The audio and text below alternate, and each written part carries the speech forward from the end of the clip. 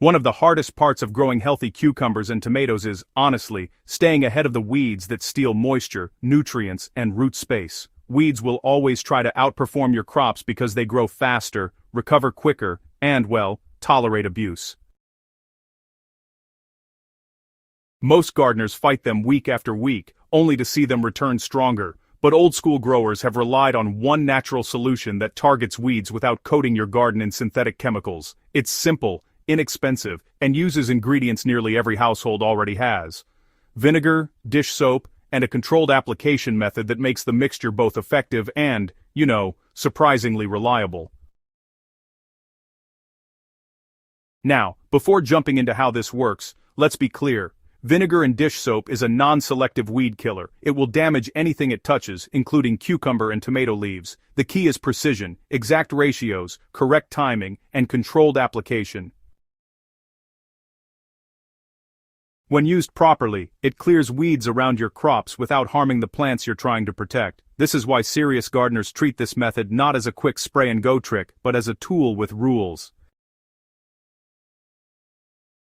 So, let's go through exactly why this mixture works, how to prepare it correctly, and, how to use it safely around tomatoes and cucumbers.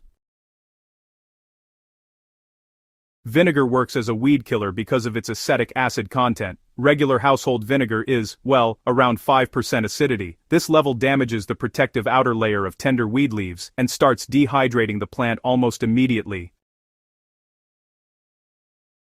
When the plant dries out faster than it can recover, it just collapses.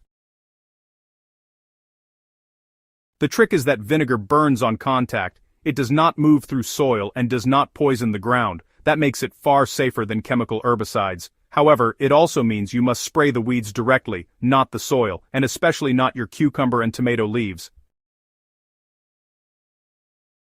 If sprayed properly, the mixture destroys weeds while your vegetable plants remain untouched. Older, tougher perennial weeds sometimes require repeated applications. Young weeds die with one good treatment.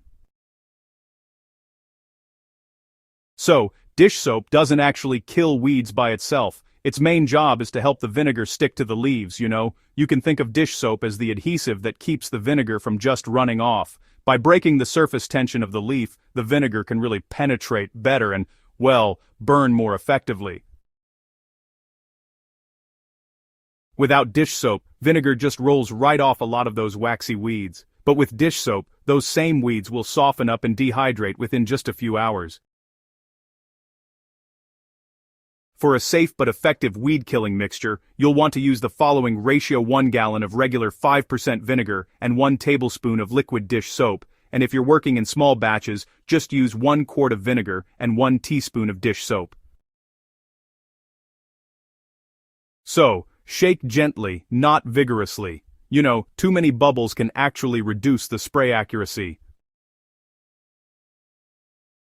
Do not increase the dish soap. More is not better, it just becomes harder to control. And well, some gardeners add salt, but for vegetable beds, you really want to avoid salt entirely. Salt lingers in the soil, affects root zones, and can harm crop growth.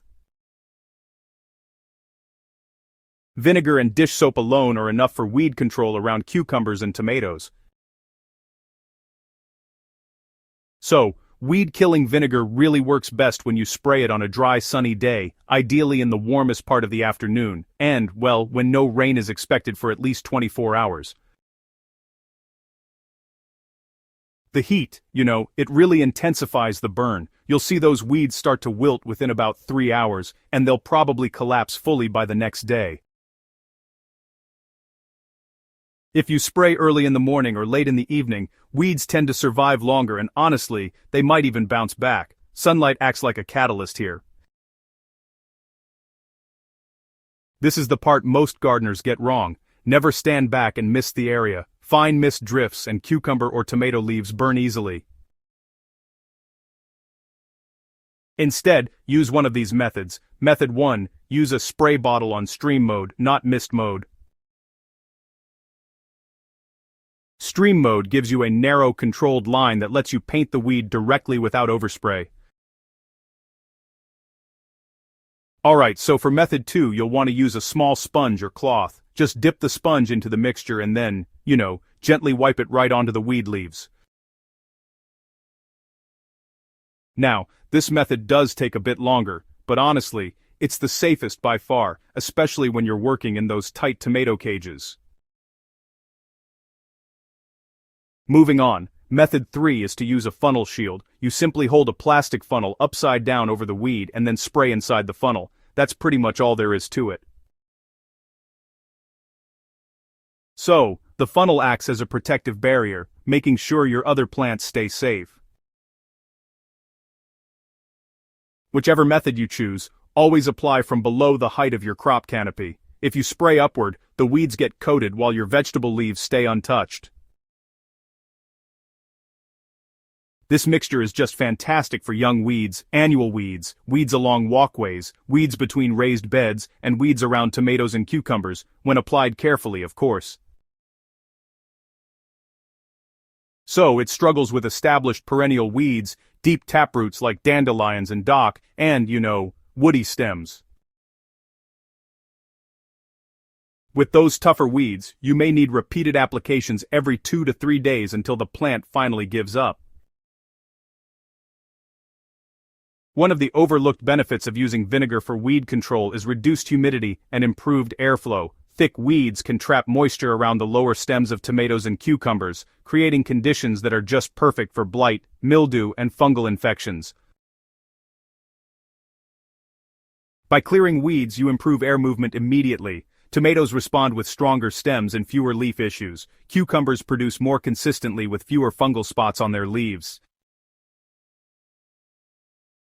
Good airflow is one of the simplest and most powerful disease prevention tactics, and weed control is part of that equation. The vinegar and dish soap method is simple, safe when used correctly, and extremely effective for clearing weeds around tomatoes and cucumbers. By applying it directly, using the right ratios, and choosing the correct time of day, you can remove nutrient-stealing weeds without exposing your crops to harsh chemicals. If you want more practical gardening tricks that actually make your plants happier and your harvest heavier, make sure you subscribe to Gentle Herb Gardening and share this guide with another grower who battles weeds every season.